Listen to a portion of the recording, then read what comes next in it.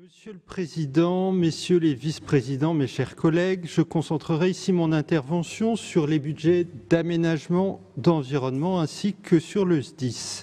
Tout d'abord, la politique d'aide départementale aux villages et bourgs et de projets territoriaux structurants est une politique majeure d'un point de vue budgétaire pour le département, représentant 61,8 millions d'euros en 2024, soit 20% des investissements du département.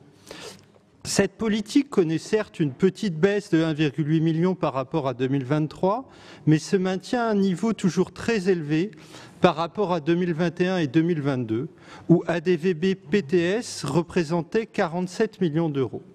C'est un choix politique de maintenir ce niveau d'investissement alors que d'autres politiques du département sont franchement rabotées. Maintenir ces moyens, pourquoi faire? Pour impulser quelle politique dans les communes? Certes, il y a le bonus Nord durable qui vient bonifier les projets communaux inscrits dans une démarche de transition environnementale, mais cela ne concerne que 20% des projets financiers et n'oriente pas vraiment, significativement, les décisions prises. Notre position est claire, nous l'avons déjà exprimée. À l'heure des arbitrages budgétaires, nous ne pouvons pas nous limiter à une politique de guichet pour les autres collectivités. Nous devrions conditionner les ADVB afin qu'elles soutiennent prioritairement des actions participant à la résilience et à l'adaptation au changement climatique dans nos territoires. Mais cela suppose de lutter contre les inégalités d'accès à l'ingénierie entre communes, en s'assurant que chaque projet éligible déclenche un accompagnement en ingénierie par le département ou ses partenaires, INOR, CAUE, pour permettre la réalisation du projet. À plus long terme et de façon plus structurante, nous défendons des contrats de solidarité territoriale avec les intercommunalités pour financer des projets d'intérêt intercommunaux, comme le font déjà certains départements, comme l'Ille-et-Vilaine.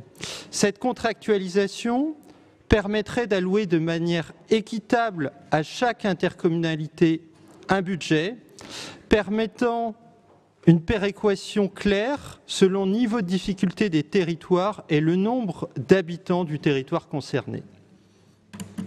Les solidarités territoriales, c'est également le budget d'environnement, un budget qui a connu un sérieux coup de rabot dans ce budget 2024 et aujourd'hui j'apprends la novlangue. Alors la baisse de budget, on appelle ça ici l'optimisation. Donc ce budget, il passe de 8,1 millions en 2023 à 6,8 millions, impactant notamment les espaces naturels du Nord, la participation aux parcs naturels régionaux, les subventions environnementales, les partenariats en faveur de l'adaptation au changement climatique. Alors que les inondations de cet hiver nous ont montré la fragilité de notre territoire, il est bien regrettable que le département fasse le choix de réduire son ambition sur ces sujets. Et en parallèle, on ne peut pas dire que nous renforçons le SDIS, pourtant indispensable en cas de crise.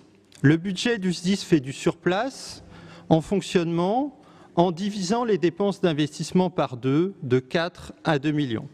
Nous avons bien entendu les appels réguliers à ce que les intercommunalités contribuent au SDIS, mais en attendant, ce budget ne va pas permettre un service départemental d'incendie et de secours résilient et réactif sur l'ensemble du territoire du Nord, avec des conséquences potentiellement funestes pour les nordistes. Nous partageons là-dessus l'avis de nos collègues Michel Lefebvre et Bertrand Ringot sur le besoin d'embauche dans le SDIS.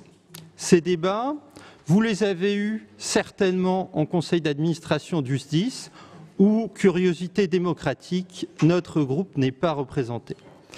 J'évoquerai ici donc le projet de recentrage des ressources du pôle de santé et de secours médical du SDIS. Nous nous félicitons que la mobilisation syndicale ait amené à retirer la délibération le 22 février.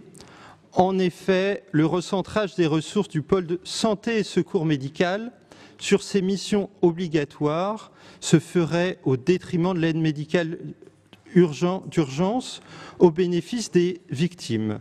Nous appelons au retrait définitif de ce projet de recentrage.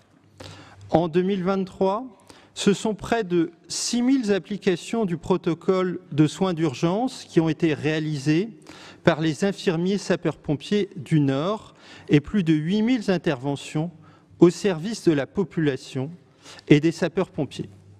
Le groupe écologiste soutient la mission de négociation confiée au président du SDIS auprès de l'ARS sur le financement des vecteurs médicaux du SDIS participant à l'aide médicale d'urgence. Mais il nous apparaît important que les organisations syndicales soient pleinement associées et informées de cette mission. Pour conclure, notre position sur le volet solidarité territoriale du budget, nous ne partageons ni votre politique d'aménagement routier, ni une politique de guichet sans condition auprès des communes, ni l'affaiblissement du budget environnemental, ni les moyens octroyés aux SDIS. Nous voterons donc contre ce volet du budget. Je vous remercie.